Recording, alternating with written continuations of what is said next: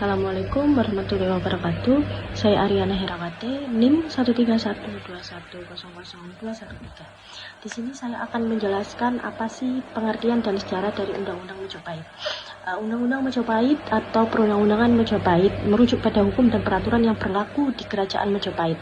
Jadi sejarahnya kitab ini itu ditemukan di Bali dan berlaku di Kerajaan Majapahit yang berdiri dari abad ke-13 hingga 16 di Indonesia. Meskipun tidak ada dokumen resmi yang secara eksplisit menyebut Undang-Undang Majapahit, beberapa naskah dan prasasti yang ditemukan menggambarkan sistem hukum dan norma yang berlaku pada saat itu.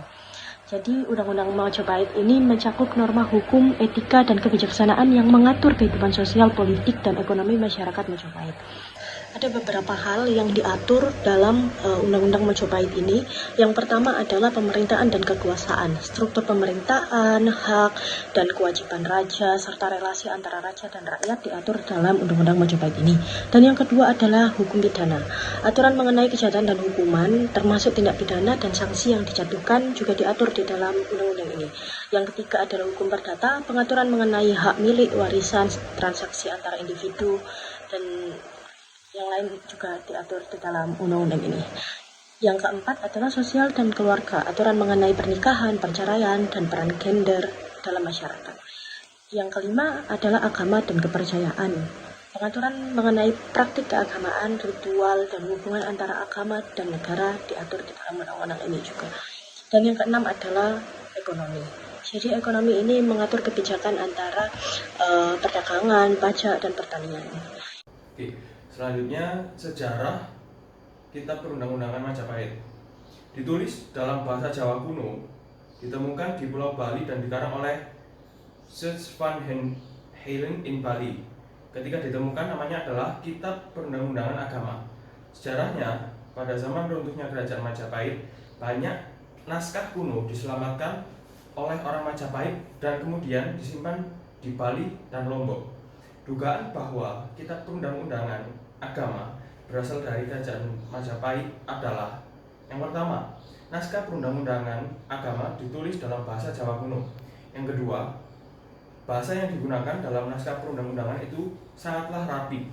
Yang ketiga, dalam Negara Kertagama Pupuh pasal 73 ayat 1 dinyatakan dengan tegas bahwa Prabu Hayam Wuruk berusaha keras untuk bertindak dengan bijaksana. Alasan yang keempat yaitu dalam Negara Kertagama Pupuh pasal 25 ayat 2 diuraikan bahwa ketika Prabu Hayam Wuruk singgah di Patukangan, dihadapkan oleh berbagai pembesar, diantaranya jaksa dan upapati. Upapati adalah pembantu jaksa. Alasan yang kelima, terakhir, adalah dalam Negara Tama Pupuh 73 ayat 3 menyatakan dengan tegas bahwa Bali dalam segala hal mengikuti Pulau Jawa.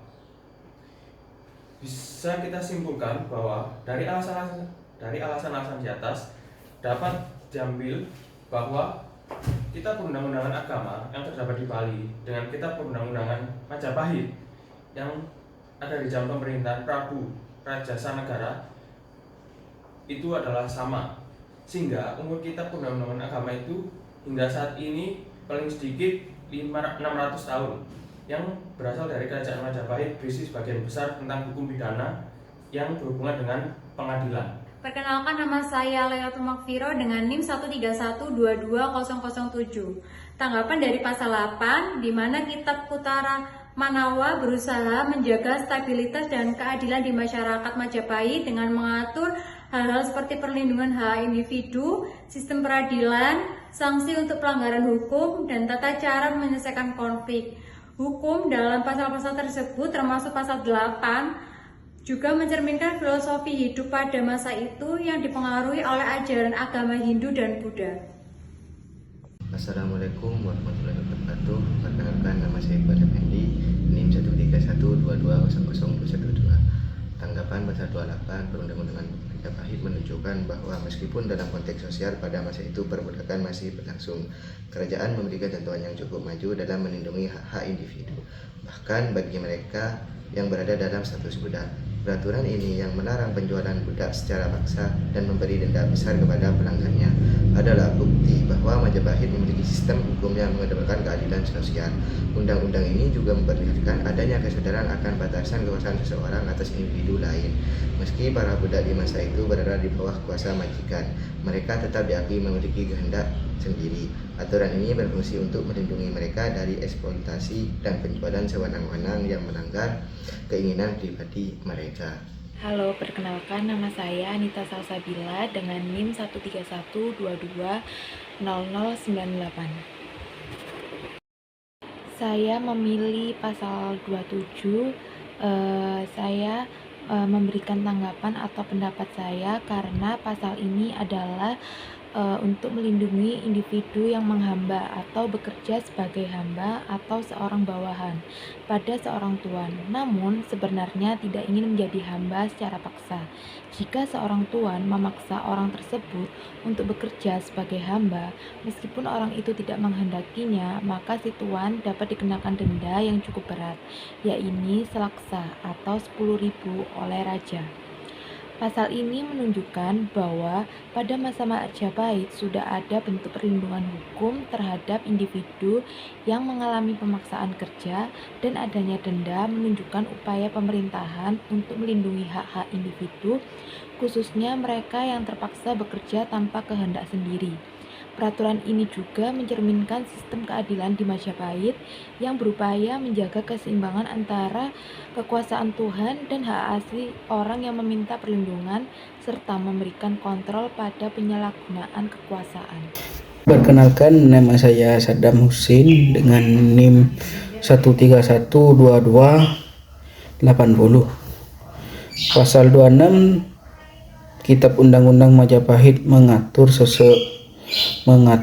soal seseorang yang mengontrol makanan tapi tidak mampu membayar kembali. Jika seseorang menerima makanan dari orang lain dan tidak dapat segera membayar, ia diwajibkan menghamba atau bekerja pada orang yang memberikan makanan sampai nilai makanan itu terbayar penuh.